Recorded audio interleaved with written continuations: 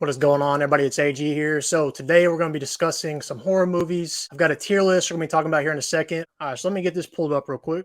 All right, so you should be able to see it on your screen now. So we've got 5 categories here: great, good, watchable, so it's okay, but not very good, bad, and then absolutely terrible. Absolutely terrible. I wouldn't recommend anybody watch it, and I wouldn't watch it again. So we've got about 20, 25 movies here. There's 23 movies, actually, I believe. So all these are since 2019, so not too old. So I'm going to read you off these movies now. So we got Barbarian, Scream 6, Scream 5, The Black Phone, Halloween Ends, Halloween Kills, Fear Street Part 1, it's a Netflix show, A Quiet Place Part 2, The Lodge, Freaky, The Invisible Man, It Chapter 2, the remake of Child's Play, or the requel, whatever you would call it, Annabelle Comes Home, Conjuring 3, Happy Death Day to You, Zombieland 2, Doctor Sleep, Scary Stories to Tell in the Dark, Crawl, Ready or Not, The Lighthouse, and Spiral.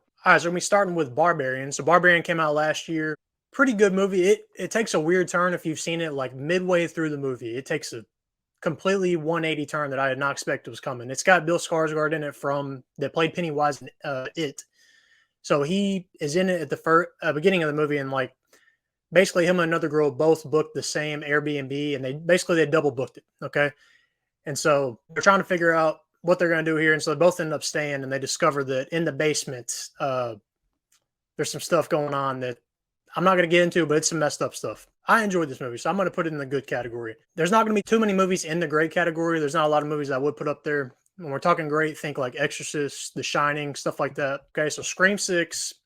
This one came out this year, not too long ago, a few months ago. This movie, I know a lot of people didn't like it, but I have loved Scream 5 and Scream 6. I'm going to put this, believe it or not, in the great category. Before you get mad, these last 2 movies, Scream 5 and Scream 6, not quite Scream level. I really enjoyed them. I think they got a good young cast. So Scream 6 going in the great category. So Scream 5, I really enjoyed this movie. I know a lot of people didn't, but I'm going to put it... Let's go good. Let's go in the good category. Enjoyed it a lot. So I was shocked with Scream 5 and Scream 6. Actually, you know what? Let's move Scream 6 to good too. Now I think about it. They're not quite great. Scream 1 would be great, not these 2. But these 2 are really enjoyable, really good to watch. All right, so Zombieland, was it Double Tap? Zombieland Double Tap. Okay, so came out a few years ago. I'm going to put it in the bad category. So I'm going to agree with Brewmeister on this one. Zombieland Part 2, Double Tap, whatever you want to call it, was not very entertaining in my opinion. I really wasn't a fan of Zombieland Double Tap, and which kind of sucks because I actually kind of liked the first one, so that was kind of a disappointment. All right, so next up we've got The Black Phone. I know a lot of people, this was their best scary movie of last year, their best horror movie. It's got Ethan Hawke in it. Basically, he's the bad guy in this one. Basically, he kidnaps this kid, and they're trying to get this kid out of the basement, pretty much, is what is going on in this movie. Black Phone, I didn't like it as much as a lot of people did, but it was still watchable in my opinion, so I'm going to put it in watchable. It was okay. Ethan Hawke's usually pretty good. Now, if I had Sinister on this list, that would be in the great category. All right, so moving right along here. All right, 2 movies that really, unfortunately, were not my cup of tea. Halloween Kills and Halloween Ends. All right, so Halloween 1, the original, I'm a big fan of. I watch it every Halloween. I try to watch it at least once a year on Halloween, if not more, because Michael Myers is an icon. But see, right here we've got Halloween Kills. So this is the one that came out, I want to say not last year. It would have been 2020, 2019. This one came out day and day, like the next one did on Peacock. But this one, Halloween Kills, I'm going to have to put in absolutely terrible. This movie absolutely sucked in my opinion, or absolutely terrible, I guess what you would say. But I didn't enjoy this one. It was almost so dumb that it was hard to watch. Like, they're building up the mob in the bar, and they go to the hospital to try to find Michael. And then basically at the end, I just didn't like it. Didn't quite do it for me. I wasn't a fan of this one, unfortunately. Now, I did have a lot of gore in this one. This one was pretty dark and gory to watch, but movie as a whole, I just really didn't like it. All right, so let's see here. Next up, we've got Halloween Ends. So this is the one that came out last year. I thought this one was going to be better than it was because they took an interesting turn with this, tried to focus on a different character. They tried to go with more Season of the Witch vibes here, which is kind of a cult classic now. So it wasn't necessarily exactly Halloween with Michael Myers, but it was good. But this one just couldn't live up to the hype in my opinion, but it was better than Halloween Kills, in my opinion. So Halloween Ends, I'm going to put in the bad category.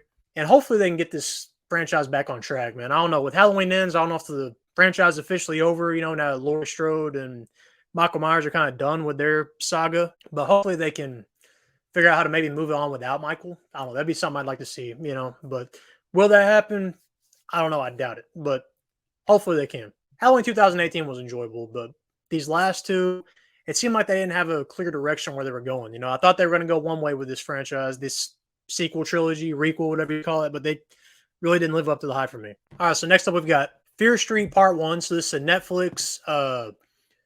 Netflix series. They released a trilogy of these movies, and the trailers looked interesting. They've actually got some big cast in this. So Max from Stranger Things is in this. She is the main girl, and I think the second one. And I watched the first one and was hoping I'd like it because I'm always up for a good scary movie or a good horror movie. But this one just really didn't do it to me. Unfortunately, I'm going to have to go with absolutely terrible. The trailers look good. Like I said, the cast looked good, and even the premise seemed good. But this movie itself just wasn't very good. So absolutely terrible for sure. This movie just sucked. I don't know which would be worse, Halloween Ends or this one, but Fear Street, don't watch it. If you've seen part 2 or part 3, though, and you liked it more than part 1, let me know, because I didn't get around to part 2 and part 3. Part 1 really turned me off to where I didn't even want to watch part 2 and part 3. All right, so next up, we've got A Quiet Place Part 2. So A Quiet Place, the first one I liked, but the only mistake I made with this one was I watched A Quiet Place in like a dine-in movie theater. So there were people constantly talking the whole movie, and it's a quiet place. Like there's no talking in this movie. So I was hoping that I could enjoy it, but instead I was constantly getting asked or hearing people getting asked what food they were eating, what they were eating for dinner. And that kind of ruined the experience for me. But I watched part 1 again after it came out on home release, and it was pretty good. But the first one I did like. Second one, I don't know. It was hit or miss for me. So Brewmaster said he liked part 1. Part 1 I really liked too. Part 2, it was enjoyable, so I'll put it in the watchable category. I don't know how good it was. It had potential. It's got Cillian Murphy, the guy from The Dark Knight, Scarecrow. He is in this movie. He's also going to be in Oppenheimer, which is coming out pretty soon with Christopher Nolan. But he's pretty good in this, and I like the cast here, but John Krasinski's died in the first one, so he's not back here. And it had an interesting premise, like what else besides their family is going on in this world? Like what the heck's going on in the Quiet Place world besides just this family? All right, so next up we've got The Lodge. A lot of people probably hadn't seen this one. I watched it a few years ago, and The Lodge is like this family, and basically the dad and two kids, and then his girlfriend. Okay, so his girlfriend has to basically stay at this lodge of sorts, okay, with the kids, and she thinks some weird stuff's going on. She isn't entirely sure. They're out like in the snow, out in the middle of nowhere. So basically, they're the only house or the only lodge for 10 miles. So nobody can hear if something goes down. Some stuff does go down, and she's trying to figure out, did the kids do this to me, or is there some other forces at work here? So it was watchable. I'm not sure what it's on. I watched it on Peacock, like I said, 2 or 3 years ago. So I'm not sure if it's still on there or where it's at, but it wasn't seen by a lot of people, but it's actually not a bad movie. All right, next up we've got Freaky. So Freaky, kind of remedying off the Freaky, what was it called? Freaky Friday with Lindsay Lohan and Jamie Lee Curtis. So Freaky has Vince Vaughn in it, and it's got the girl from Ant-Man and the Wasp: Quantumania. She's in this movie, and basically they swap bodies. So Vince Vaughn is a killer, and he gets transported into this teenage girl's body, and then the teenage girl gets transported into a killer's body. So they're trying to switch back because I think the police, if I remember correctly, I haven't seen this in a while, but I think the police are on the hunt for Vince Vaughn. It was a pretty enjoyable movie. All right, so next up we've got The Invisible Man. This is the last movie I saw before COVID hit. So this is the last movie I saw in theaters. And maybe that kind of sways how I feel about this movie. I don't know. But Invisible Man, let's go with good. This is, out of all the good movies, this is probably my favorite one. This is borderline great, in my opinion. The concept here is interesting. So the Invisible Man probably gives the hint of what the movie's about, but there's an invisible man basically haunting this girl, and so nobody believes her when she's getting tossed across the room. If you've seen the movie, you know what I'm talking about. So somebody like straight up picks her up and chunks her across the room. It was a good movie. If you haven't seen it, go watch it because it's really good. Next up, we've got It Chapter 2. Oh, man. It Chapter 2. It Chapter 1. Now, that is a great movie. Probably in my top 5 horror movies of all time, It Chapter 1. So I was really excited for It Chapter 2 because It Chapter 1, it kind of gave me the Stranger Things feels vibes, with the kids and horror movie type stuff. Now, Chapter 2 kind of is the adult version, so that really doesn't apply here, but they kind of flash back to the kid version some. It Chapter 2, though, was just, it's got a outstanding cast, actually. So Jessica Chastain, it's got Bill Hader, which was in Barry that we talked about earlier. And it's got all the kids coming back, but it, this movie was just too long, man. It Chapter 2 almost put me to sleep. But yeah, It Chapter 2 is going to be in the bad category for me. Yeah, It Chapter 2 was just bad. It wasn't absolutely terrible because there's things to enjoy here because I like the franchise. I like the first one, loved it actually, but yeah, this one just didn't do it for me. And the director, did Andy Muschietti direct this one too? He's directing The Flash. He directed Chapter 1. I don't know if he did Chapter 2. I think he did though. So I like him as director, but this one just didn't do it for me, but maybe I need to rewatch it. Next up, we got Child's Play. Child's Play came out in, I think, 2019, maybe 2020. So it's like a requel, I think is what they call it, to where it's not a pure sequel, but it is continuing the franchise, but basically they're kind of redoing it almost like a reboot, but mini reboot, not exactly happening. It's got Aubrey Plaza in it. I actually enjoyed this movie. So I'm going to put it watchable. A lot of people did not like this movie, but this one I liked because they did it kind of more robotic, But yeah, Child's Play was entertaining. All right, so next up we've got Annabelle Comes Home. Annabelle Comes Home is the third movie in the trilogy from the Conjuring spinoff. Annabelle, the first movie in Annabelle trilogy was okay. It wasn't very good, but the second one was actually really good. Annabelle Comes Home, I would say I'd put in the good category. I love the Conjuring universe. And the spinoffs are pretty good too, in my opinion. But this one is kind of more of a haunted house type of movie. So they're at the Warren's house, so Ed and Lorraine Warren's house, and their kid basically is getting babysat for the night. And they open the door to the basement to where all of this possessed stuff is. And basically all the things get loose and they start getting attacked by all these different things. This one really wasn't that scary, but it had a few jump scares, I think, if I remember correctly. Now, I did like The Nun. I know a lot of people don't like The Nun, but the best one in this franchise is probably The Conjuring 2. So Conjuring 2 is based on a true story. It's like, I think they call it the English Amityville. So it takes place in the United Kingdom, but it's the Amityville horror of Britain of sorts. If you haven't seen it, watch the actual footage from the real life version that they're mimicking in this movie, because in that movie, the girl is like they're talking to the girl that's possessed, and she starts talking like whatever dude has possessed her. It's like this 80-year-old man. So she's talking and just like, my name is Buffalo Bill, stuff like that. Watching the real stuff makes it even scarier because it looks like the real version. Like they did a pretty good job making it look eye for eye like the real stuff that went on. It's a good movie. I think I want to say they're on HBO Max, or sorry, what is it, Max now? I don't even know. But I think they're on Max. I'm not 100% sure. But if you hadn't watched the Conjuring universe, watch them. And if you stopped on Conjuring 1, don't. Because I know Conjuring 1 was great, but Conjuring 2, in my opinion, is even better.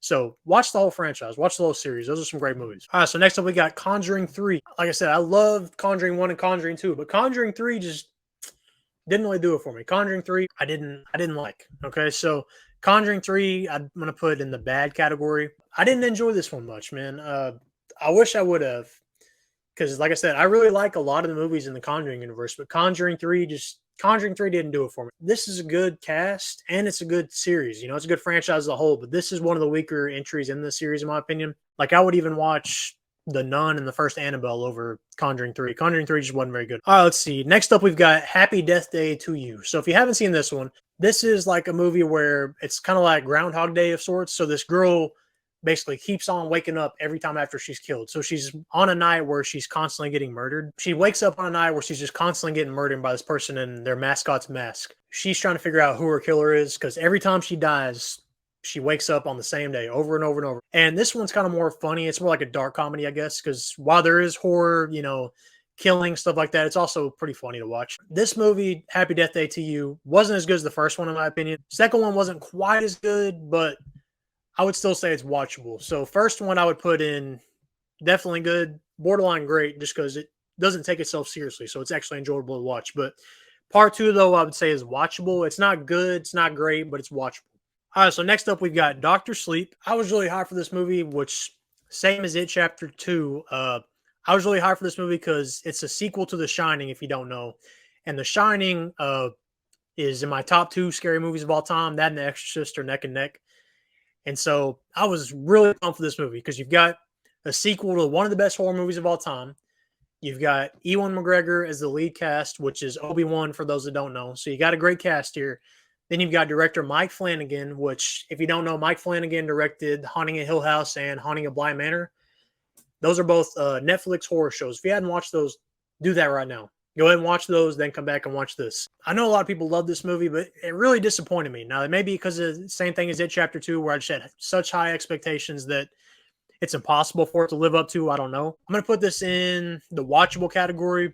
I changed my mind. I'm going to watch this after I'm done here, not It Chapter 2. I haven't rewatched this one since I saw it in theaters, but it just, I don't know, it was kind of boring to me the first time I watched it. Kind of slow. It goes a different route from The Shining. The Shining is more, leaves a lot to be thought, leaves a lot to think. So Doctor Sleep just didn't live up to the expectations for me. All right, so next up we've got Scary Stories to Tell in the Dark. So this movie came out a few years ago and is based on a series of books, I believe. Not Goosebumps, but borderline, I don't even know the right word to say it, but it's based on a book, like a kid's book series, that type of kids horror, kids scary movie. This movie actually wasn't bad though. I'm gonna put it in the watchable category as well. Seems like watchable categories piling up. Scary Stories to Tell in the Dark. It tells a bunch of different scary stories, if you will. So it's got a bunch of different plots going on at once. And this one was actually enjoyable for me. It's got so much going on that you don't really get dead set on one thing. So it's just a bunch of different stories, and that kind of, it keeps it fresh. It doesn't outrun its welcome, overrun its welcome.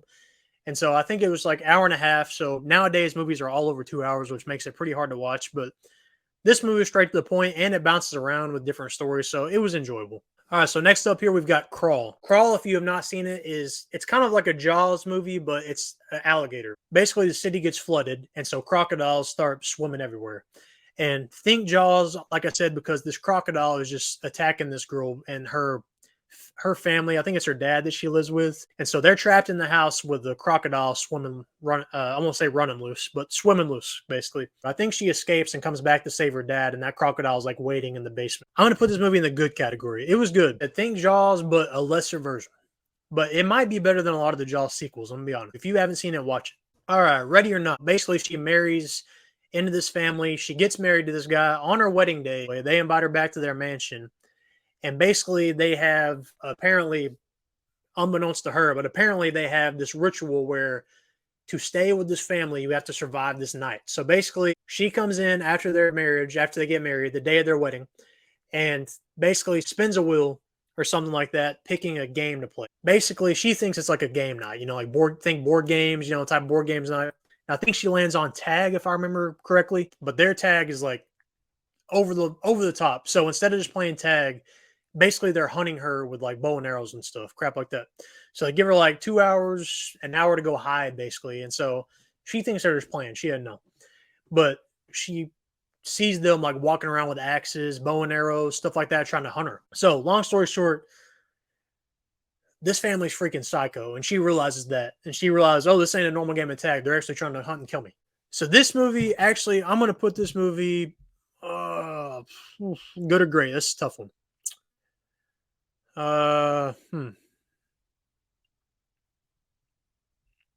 Stuff. I'm gonna go with the good category. I know it doesn't look like I'm putting a lot of movies in the great, but it takes a lot to get great, in my opinion. Probably none of the movies on this list are going to reach great, but Ready or Not is excellent to watch. It's got, I think her name's Samara Weaving. She was the girl at the beginning of the newest Scream movie. She gets killed in Scream 6 right at the beginning. That's her. She's the lead in this movie. And if you haven't seen it, this movie is probably the one you need to watch out of this whole ranking today. It's probably the best movie on here. I rewatched it once and it still held the good category. All right, so we got two left here. So next up, we've got The Lighthouse. The Lighthouse has Robert Pattinson, William Dafoe, which automatically pretty good cast. And I had semi expectations for this movie just because the cast alone. You're like, oh yeah, it's got Batman, it's got Green Goblin in it. This is gonna be a good movie. Unfortunately, this movie I'm gonna put it right on absolutely terrible. This movie might be the worst movie on this list. This movie was weird to watch. It's a weird movie, first off, and it's terrible to watch. I mean, it's just so out there. Basically, they both run a lighthouse. They work on the lighthouse.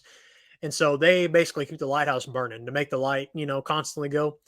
And so they're basically out on this island by themselves, and they start daydreaming, seeing a bunch of crap go down because they don't know if they're envisioning stuff, if they're just going crazy, or if this stuff's really going on. Like Robert Pattinson sees a mermaid a bunch of times in this movie, and he doesn't know what's going on. William Dafoe don't know what's going on. But this movie, I wanted to like it because the cast. But this movie sucked. I'll be honest. I've talked enough about this movie. Don't go watch it. All right, so last up here, looks like we got Spiral. All right, so Spiral, if you have not watched it, is the newest movie in the Saw franchise, and I'm a big fan of the Saw franchise.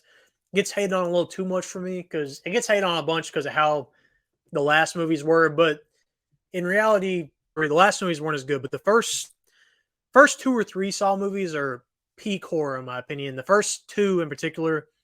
This is another one where the second one might be better than the original, but Saw 1 and Saw 2, and even I'll throw Saw 3 in there, but Saw 1 and Saw 2 are peak horror. So Spiral is the newest one that came out.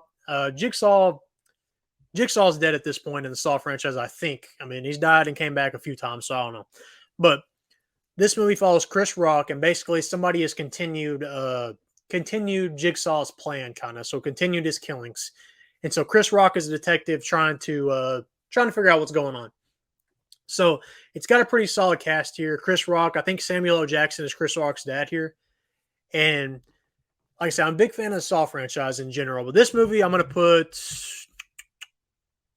let's go in the watchable category. So Spiral, I'm going to put in the watchable category. Not the best scary movie ever. Not the best in the Saw franchise. Not even the third best movie, probably. Maybe the third. But it was enjoyable. It was watchable. I really hope they can fix this franchise because, like I said, I enjoyed the first two. After that, they've just been straight gore. I enjoyed Jigsaw and Spiral, so hopefully they can do something similar to Spiral.